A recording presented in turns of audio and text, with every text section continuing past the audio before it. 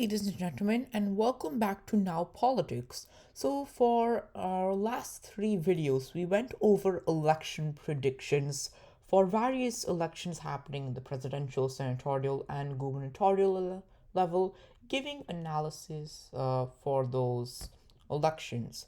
However, for today's video, we'll be going over a general analysis of the Republican presidential primary, which will be happening beginning in 2024, and we'll be going over the candidates in the list.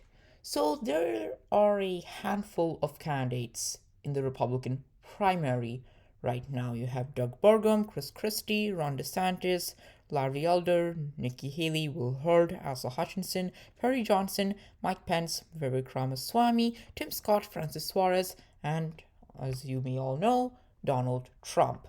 So you've probably heard of all these candidates before. Some may look more obscure to you. However, I've given some general categorizations of all of these candidates based on this chart you can see, which I made from essentially a Google drawing.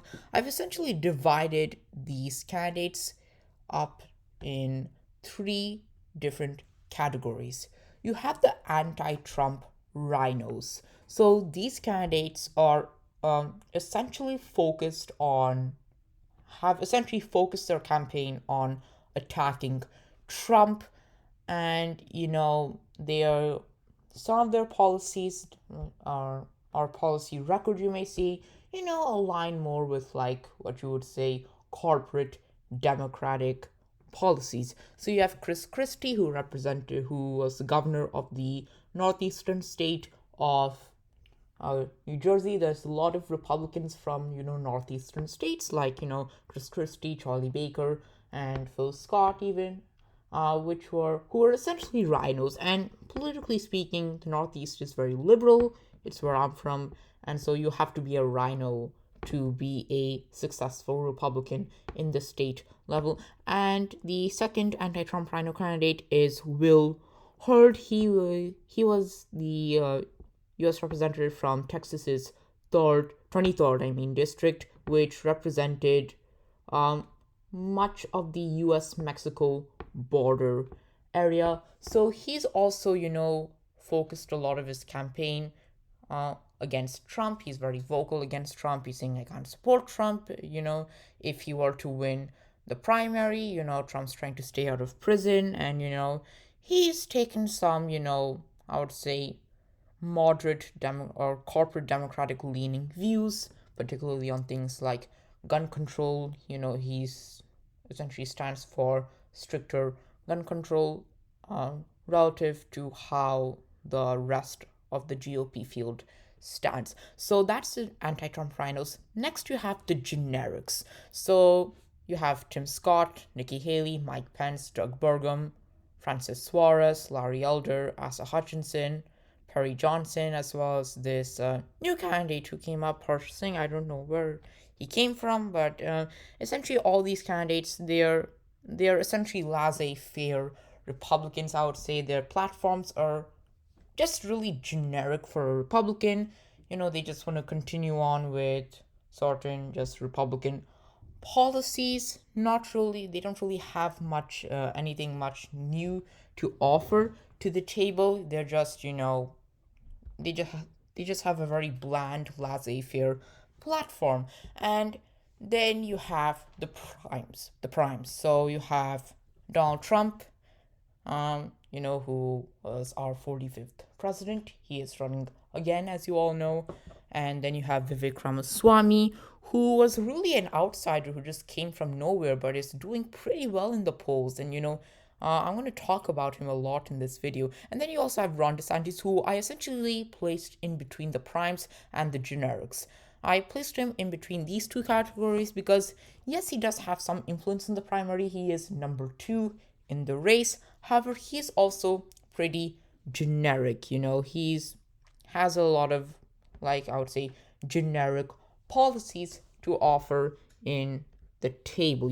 Very much just it's a very much bland platform for DeSantis, which you may have not expected in 2022, because DeSantis was seen as this huge anti-woke hammer, hedge hammer, and he's just torn into a very like generic, bland personality who's not really that great of a communicator, and whose anti-woke ideology is being materialized by other candidates, namely I would say Vivek Ramaswamy. So he's really in between the primes and the generics, and depending on how things go on, later in the primary, his picture will probably be more deserving to be more into the generic category.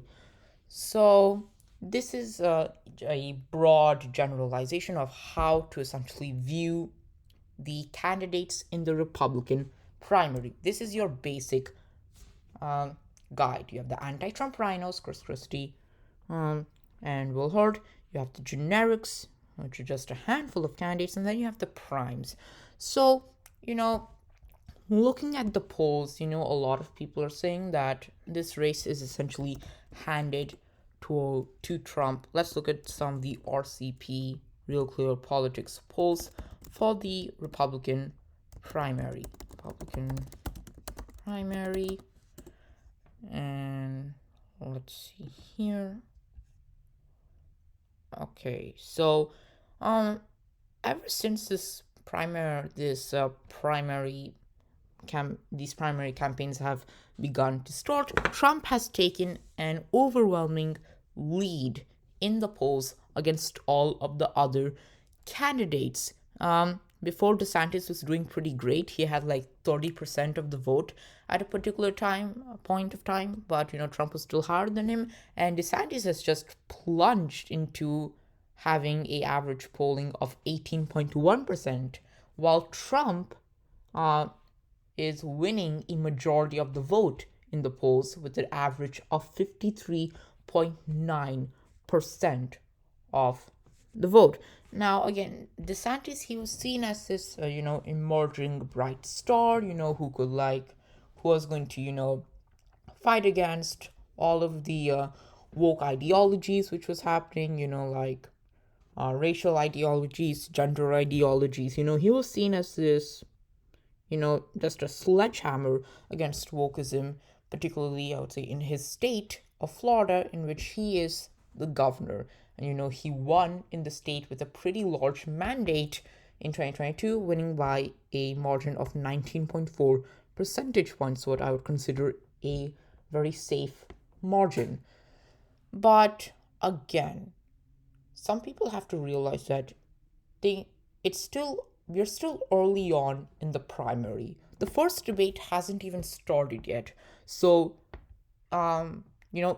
is there a good possibility Trump will win? Of course, there's a good possibility. There's a pretty good, some may even say certain possibility he may win. However, things may change.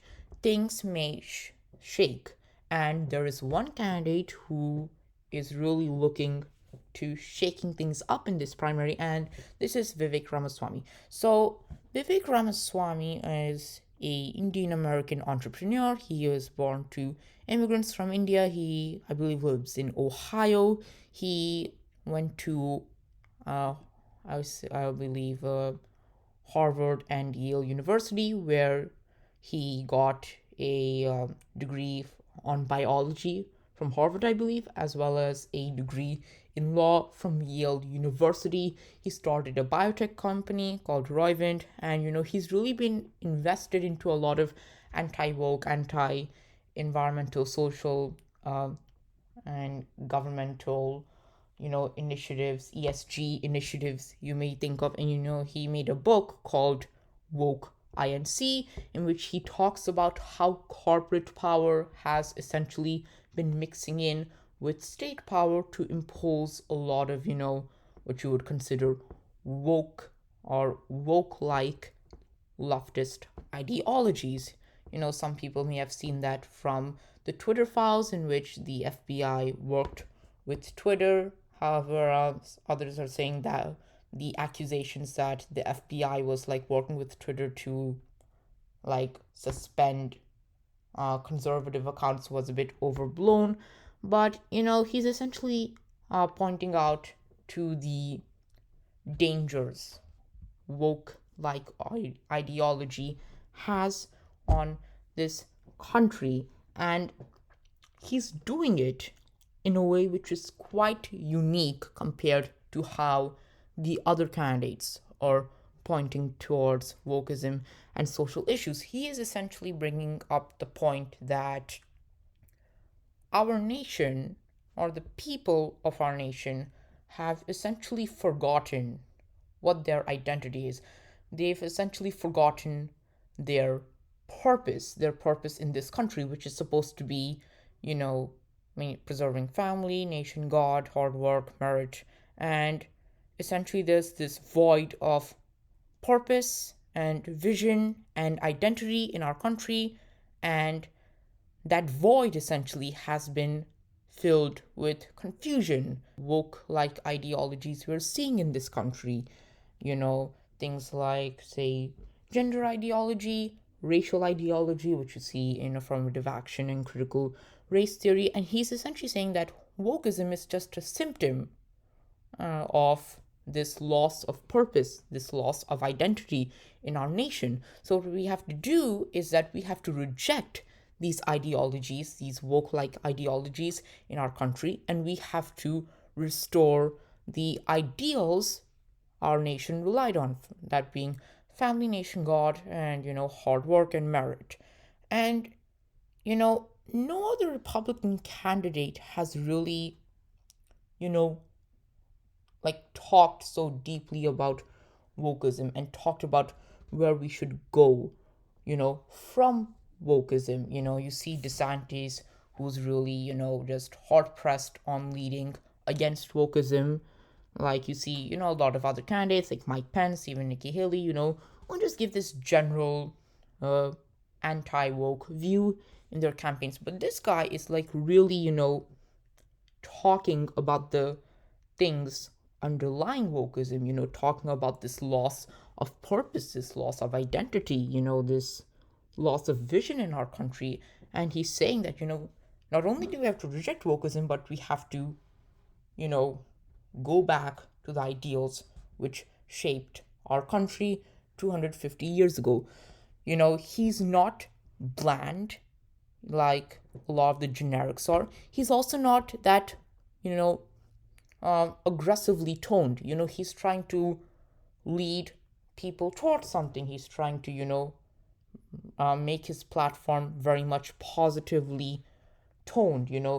He's trying to be essentially a unifier, and his messaging, his platform is very much effective and unifying with a lot of people, who may be turned off by the hardcore, aggressive, hostile politics, played by certain people in the GOP, like Ron DeSantis and Donald Trump, who are, playing that hostile or aggressive political game for their own convictions, which a lot of people agree with, against wokeism. And I'm not saying anything against that, but Vivek, he's just different in the fact that, he wants to unify people and lead them towards a certain vision against wokeism. His platform is very, very positively toned. He takes a very, very, in depth outlook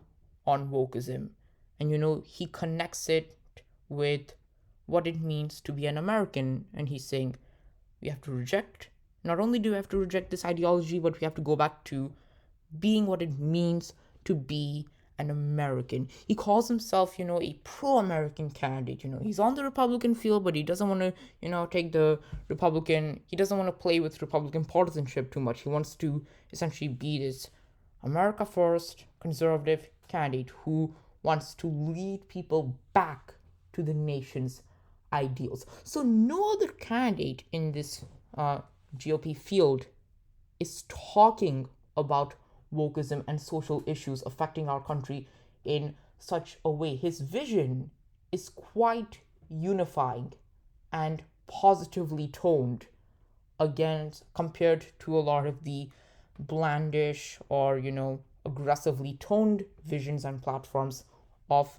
the rest of the GOP field. Not only does he talk about wokeism and restoring the nation's ideals, he significantly indicts what he calls the managerial class, people in corporate boardrooms or the bureaucrats in government, who essentially try to maintain this laissez-faire system, who tries to, use their power to essentially impose these woke like ideologies, whether it's like, say, banning people from social media if they say something which is more conservative. Those people in those social media platform uh, corporate boardrooms, or whether it's, say, trying to impose lockdowns, COVID lockdowns, or trying to point people as anti-science and racist for questioning the virus. And like he's essentially saying that we are seeing a lot of pervasive censorship in this country aligned with wokeism, woke like censorship, which is coming from this managerial class. And he significantly indicts this managerial class and talks about how he wants to cut it down in the federal government once he is in office. People like Anthony Fauci in the National Institute of Health, who are essentially trying to push for, say, lockdowns, or try to poke at conservatives as anti-science. He's saying that this managerial class of bureaucrats is imposing a un-American form of censorship in our country, which he plans to cut down on. Now, something I have to stress is that, again, there are a lot of independents in our country who are turned off by a lot of the partisan hostilities, or as I said, gameplays by people like, say, Trump, or like, say, DeSantis. But a lot of these people, they care about the country. These independents, they care about the country, and in a way they resonate with Vivek's unique viewpoint, unique vision and message. So it's quite clear that this platform is strong, unifying, and positively toned, which makes it a lot more superior compared to the platforms you see from the rest of the GOP field.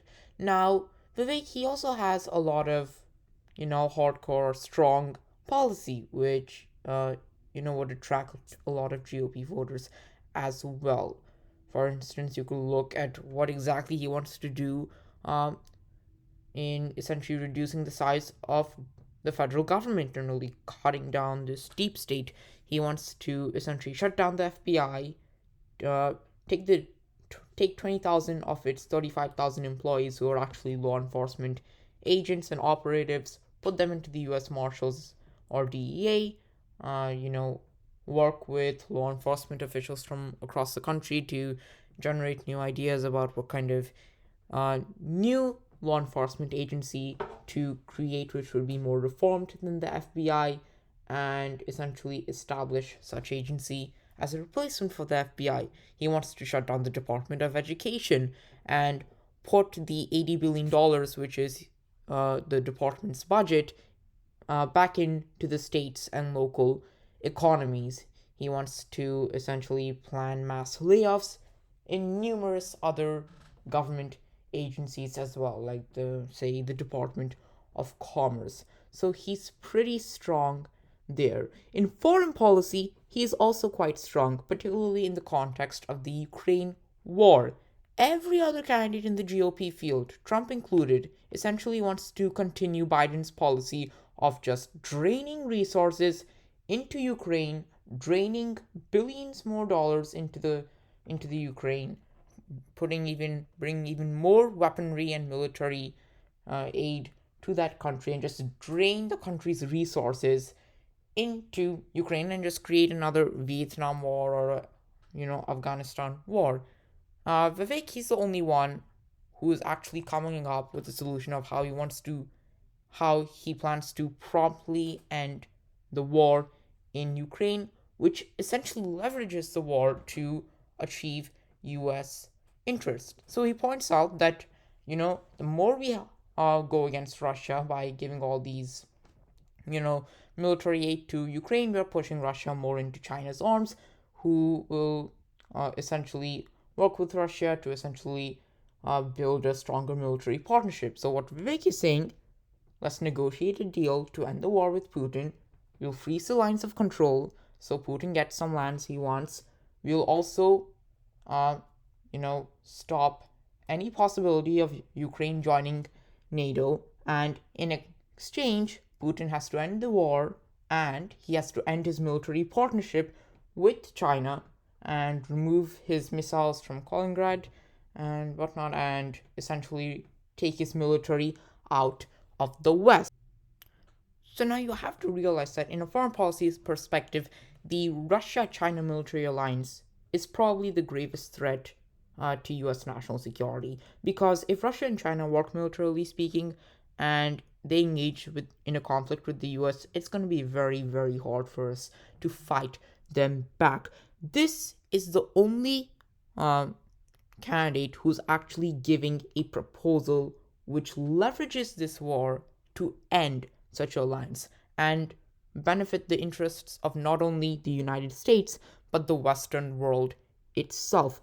Putin would want to do this deal for 4 reasons. 1, he does get some land.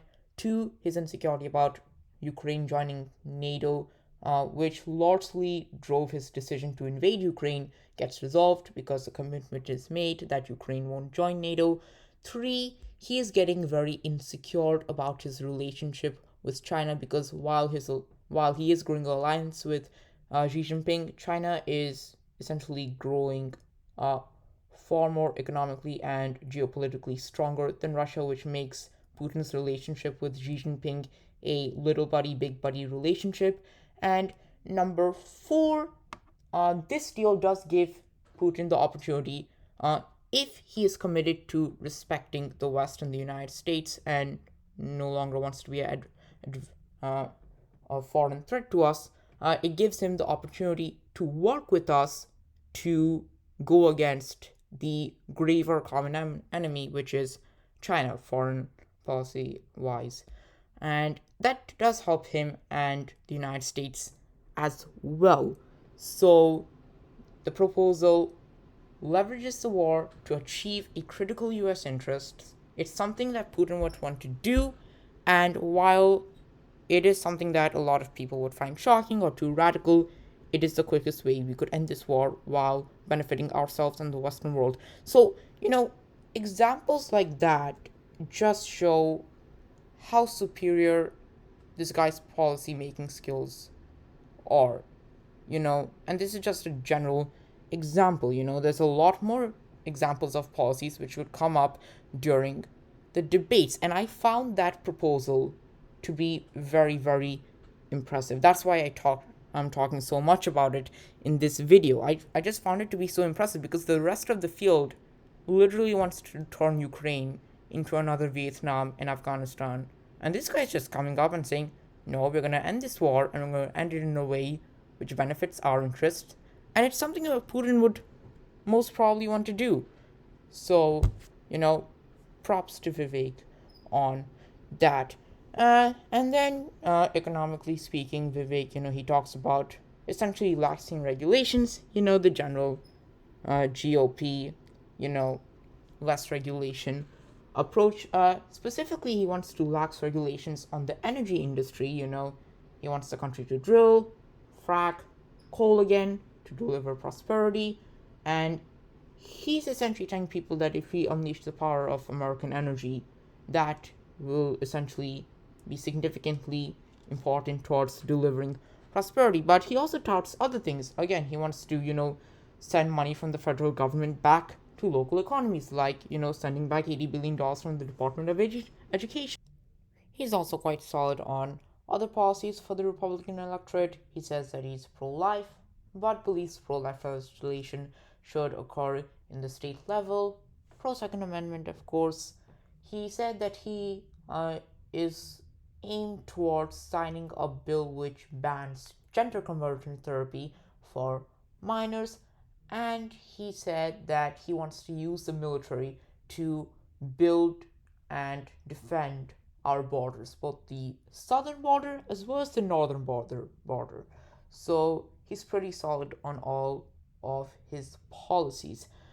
Vivek, I have to give credit to him as well in that he has the best attitude towards Trump compared to all the other GOP primary candidates who are competing against Trump. So Vivek's policy on Trump is that he's actually a pretty staunch supporter of Trump. He supports Trump and he supports Trump's policies, his MAGA policies, and he's essentially saying that he wants to unify the country and build on those policies, which you could have probably concluded based on everything I said about Vivek's policies. But he says that he's better in building those policies while ensuring that the country is unifying because, uh, as per his logic, and as per something you could probably think yourself, a lot of the country just inherently dislikes Trump because he is Trump. He just has that, as Vivek says, psychiatric effect on people, that people will just get psychiatrically ill, Vivek says, seeing Trump. But Vivek, he does not have that effect. So if he comes into office and builds on Trump's policies, he can do so without creating as much division in the country. That is his defense. So he takes the best attitude towards Trump. He's also quite vehemently opposed towards all of the indictments Trump has been receiving in New York City with the campaign finance law violations, in Florida with the classified documents uh, case, as well as in Washington, D.C. with the January 6th related indictment. So we're going to talk more about those indictments in my next video. But he says that those indictments are nothing but politically based, politically motivated, which a lot of people in the country are saying, and has immediately called to pardon President Trump if he is president, and has called on others to condemn President Trump's indictment, specifically though the rest of the candidates in the GOP field. So he has a pretty strong platform, and he's pretty strong on the issues, and he's pretty strong on Trump himself. The only thing which may be a liability to Vivek is that he is the only non Christian candidate in this race. He is a Hindu, and he essentially has to win over a majority Christian electorate. But he has still been able to essentially defend himself there by saying that he agrees with the fact that the country was founded on Judeo Christian values. He shares those Judeo Christian values as part of his own personal values, and because he believes those values are important to the country, and he essentially wants to help spread those values. So Vivek is essentially trying to connect with Republican Christians by aligning himself with the values of those Christians. Christians, he's going to need to win the primary because again, the Republican electorate is majority Christian. So he is trying to essentially align himself with the values, with the predominant values of that electorate by essentially, advocating for these Judeo-Christian values, even though he is a Hindu. So, for all these reasons I've pointed out, Vivek is an exceptionally strong candidate. His platform is strong. He is strong on the issues, he's strong on Trump, and the cherry on the top is that the reason why I think he is going to do so well in the primary, will he win? I don't know, but the reason I think he's going to perform exceptionally well, considering he's an outsider, is that along with having a strong platform and being strong on the issues and being strong on people like Trump and strong on potential disputes between his religion and the predominant religion of the Republican Party. He is an excellent communicator. He will go to any media outlet which invites him. Doesn't matter whether it's CNN, MSNBC, or The Breakfast Club, but he is always strong. You can't really corner him with any questions.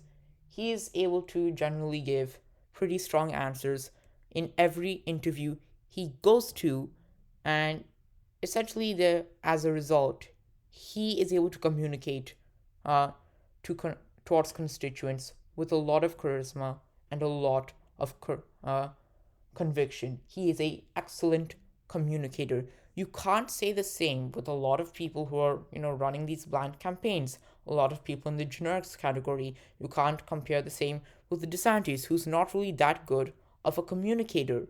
He is an excellent communicator, which is why I think by the time the primaries happen, he's going to sway a lot of votes, from a lot of these candidates, from candidates in the generics category, from DeSantis. He may not be able to sway a lot of votes from Christie and Wilhord in the anti-Trump rhinos column, because a lot of their voters are quite, anti-Trump, anti-MAGA, and he is very much aligned with MAGA, and he can even sway some votes from Trump's column. There was a recent poll done by the New York Times and the Siena Institute on Republican voters, which asked questions related to the Republican primary. And in this one question, which asked voters likely to vote for Donald Trump in the Republican primary, are they considering other candidates or only considering Donald Trump? 46% of those voters said that they're considering other candidates. 46%. So now, again, it's quite plausible that this 46% is extremely, sympathetic and attracted to MAGA policies, even though they may be considering other candidates. However, if they see someone, who has an excellent platform, an excellent, well-toned vision, and who is a very good communicator, essentially saying that, they could build on MAGA policies while convincing that they could do it in a way that unifies the country, that they being Vivek Ramaswamy, you could see that potentially some of that 46% may move or may be swayed to Ramaswamy himself.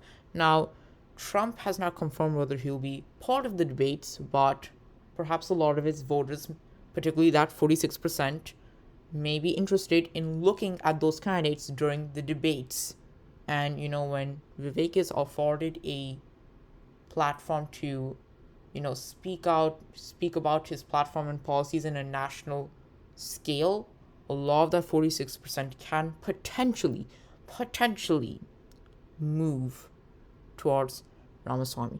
So this is the overall analysis of my video, and it's mainly about Ramaswamy because I think more than DeSantis, this guy Vivek, he has the most potential of shaking things up in the primary.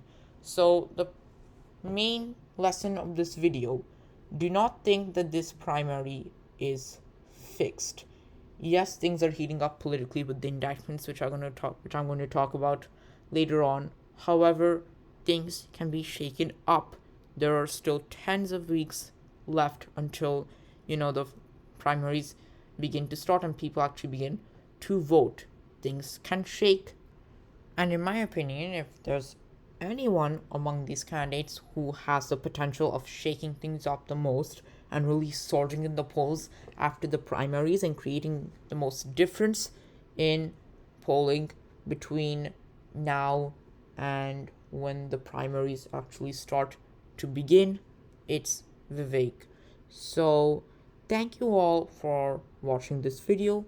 Please make sure to like the video, leave a comment, because your opinion is appreciated always in this channel, and also make sure to subscribe to the channel if you haven't done so yet. So thank you everyone and have a nice day.